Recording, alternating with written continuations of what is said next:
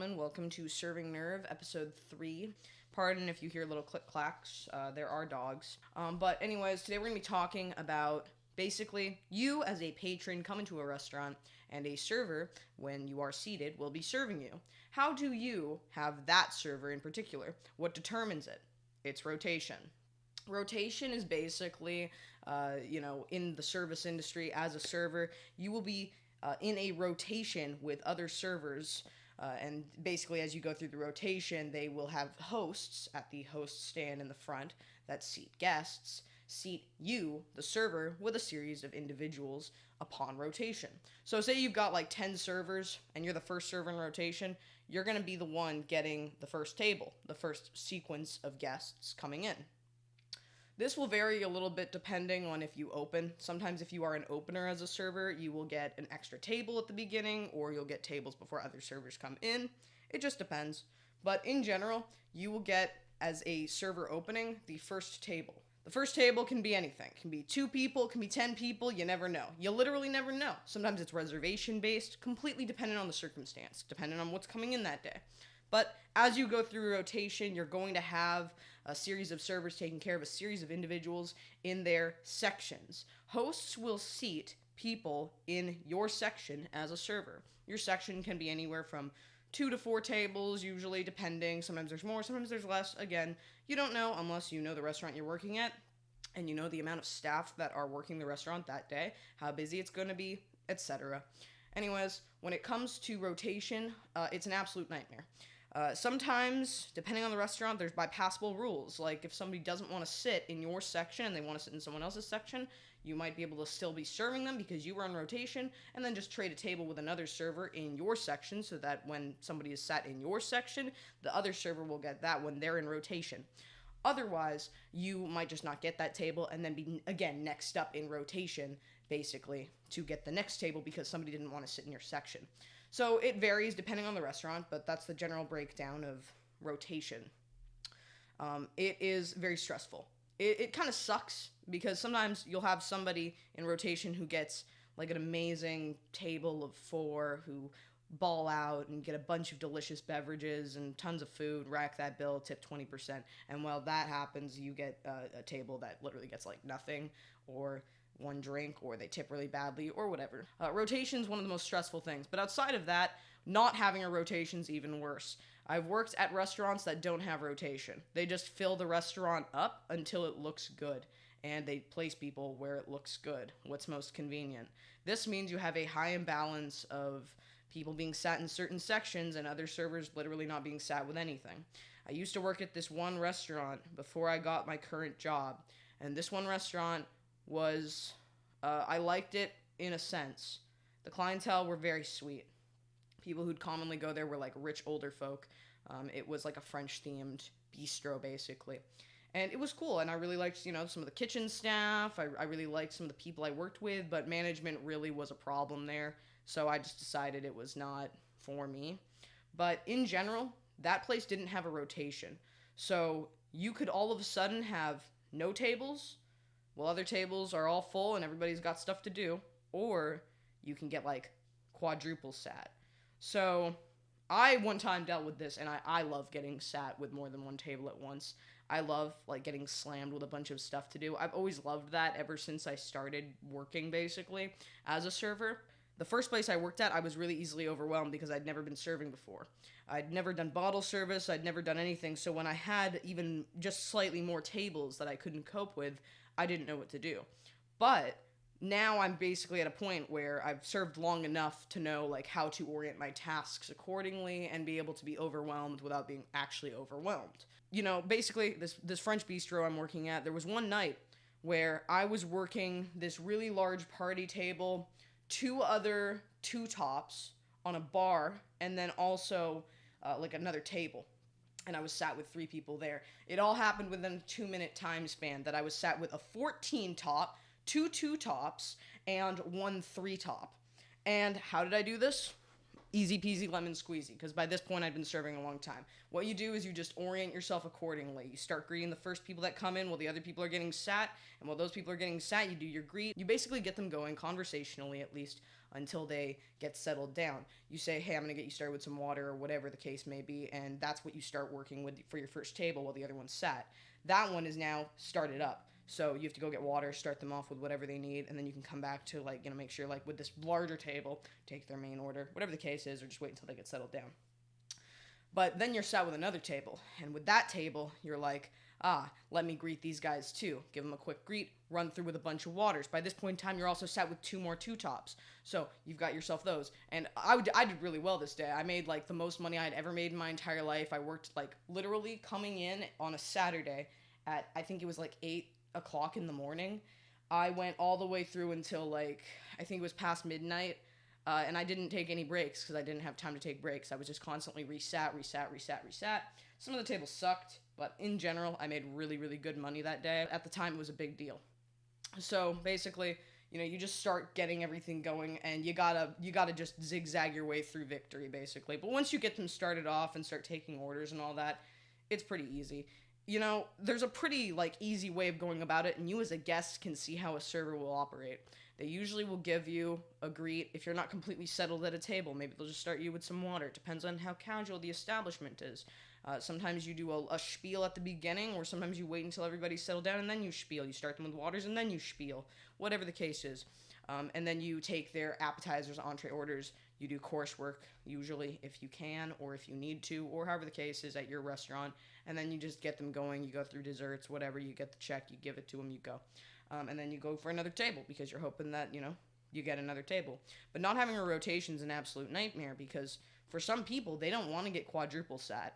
I freaking love that. I don't care what the case is. As long as I'm consistently sat or I'm sat a lot, it's not a problem for me because I just like making money and there's no point in me being there if I'm not going to make any money. But other people, they don't want to be overwhelmed like that. They want to have a situation where they're in rotation, so they're sat with one table, they work that table until they hit, like, you know, appetizers and entrees or whatever, and then they're sat again. People like a little bit more of a stagnation, a bit more consistency. It allows you to focus more on, you know, giving an individualized experience for every single table, if you actually care about that, because it depends on where you're working, what the establishment's like. There have been places I've worked at where I've just not cared because the place is just that crap, but at the end of the day, you want to try and make sure you're maintaining yourself appropriately so you don't get in trouble with management, and also so you can make some money with your tables and get that flow going. So it's just completely up to the server. Personally, I've never had an issue with really starting to enjoy being, like, after my first serving job, slammed with a bunch of tables at once, which is why I've done, I think, pretty well. Is like, for me, it's a game. It's like a multitasking game. It's pretty fun. And also, it's like gambling as well. Serving's kind of like gambling. You're gambling on every table to actually give you money. And sometimes you lose, and other times you win. You really win. So it just depends. Sometimes, also, you're going to be in a situation where there's a reservation for a table, that reservation doesn't come, and then you're basically out of table because it was an expectation that you would be sat at a certain time, and you're not. There was a cancellation. Happens a lot, really blows bubbles, but at the end of the day, what can you do? Hopefully, it just gets resat fast enough. Sometimes it won't be. But, I have to go into work in a little bit. So I'm trying to bang out this video while my roommate is actually, like, in school. You know, we both work at the same place, which is absolutely fantastic because I currently don't have a car at the moment. Long story. I couldn't get it properly safety inspected. And my apartment complex was threatening to impound it, and I couldn't afford to, you know, pay if it's impounded. So what I just did was I drove it out to my sister's place in Arlington and then had to meet a guy to try and actually get it properly fixed so it would pass safety inspection. Anyways, I'm not good with cars. I was told I was going to have to pay like $1,200 for this thing, $400 for that, all this other stuff just to diagnose an engine issue that can be easily detected with just the replacement of some like O2 sensors or whatever. So I've been working with somebody else for the time being, but I'm operating on a massive delay. And it was like, December, the end of December when it was going to be impounded. So, and now we're in February, so I'm already a month in. I'm going to be probably another month in, and then I'll eventually get my car back. But in the meantime, I'm hawking rides from my roommate, bless his soul. In general, serving, rotation, reservations, it's kind of stressful. Because, a lot of the time, the expectation does not hit with reality, and you usually have some sequence of disappointment. Stars don't always align, but try and stay positive. I'd recommend practicing some stoicism while you serve. Read some stoicism books, because honestly, that's the only thing that's going to keep you sane and alive when you're constantly being, maybe disappointed, constantly gambling for money. It's like that. you literally are just constantly in a state of hope and or like disappointment, basically, or grand success from making great money and being sat with what you expect you'd be sat with. But usually nothing ever goes according to plans, so you gotta kind of stay positive or you'll slowly lose your mind and develop trust issues thinking that the hosts want to screw you over, when in reality this just happens. And to be fair, there is favoritism as well. There's favoritism on a managerial basis, there's favoritism on a host basis. Some hosts will seat other servers with better things than you because they don't like you. Some managers will also do the same thing or give people priority sections while they throw you to the dogs. Maybe it's because you're newer. Maybe it's because they just don't like you. It doesn't matter. Or maybe it's just because they don't realize because they're hosts and managers and not servers. A lot of the time, there's a disassociation with that where people don't realize what the actual acts entail when it comes to being a server. If your manager's never served before, they're probably not going to realize the reason you're upset as the opener not being sat with the first table or whatever the case may be. And it's the same thing for hosts. Hosts just, have to try and work as well as they can. In fact, being a host and a manager is way more stressful than being a server in my personal opinion because you have to be the face. You have much more liability on you as a manager to make sure that everybody's happy and that everybody's operating appropriately at your restaurant. And then on top of that, as a host, you have to be the face that the angry guests come and complain to about seating. You have to be trying to coordinate all the tables, where everybody goes, what time this reservation has to go. These people still haven't left the table and you're now 2.5 hours in and these other people are waiting to use the same table, so they're getting angry. Like, it goes like that. It's like super stressful. So personally, it's a win-lose and a win-win and an upside-down, sideways, triangle, square, pineapple when it comes to you being a server, because you don't really have to deal with that. You just have to make sure you keep on top of your table times, make sure you get people out and give them what they want, and appropriate your service in a designated section. Being a bartender is also way, way, way worse. In my personal opinion, operating bar is way more stressful. You have to make the drinks for everybody in the restaurant, you have to operate a bar top usually, and you have way more pressure on you to perform appropriately for every single table in that establishment. And you also have a bunch of regulations, TABC, a significant amount of things like that servers do deal with, but on a smaller scale with designated individuals, not a bar that's constantly flooded. So, the simplicity in being a server, I would say, is a little bit more prevalent than being a manager, a host, a bartender. And also, as a server, you have the potential to make way more money than a host, a busser, a bartender. Unless the bartender is like the OG and everybody goes to the bar and the drinks are where the money's at, and then you don't really get to rack them up on tables, but that's just usually not the case. And the manager's given a set salary and a bunch of other regulations, and you don't have to really deal with that. So yeah, in general, it's actually quite interesting being a server because you're given a lot more opportunity with a lot less problems.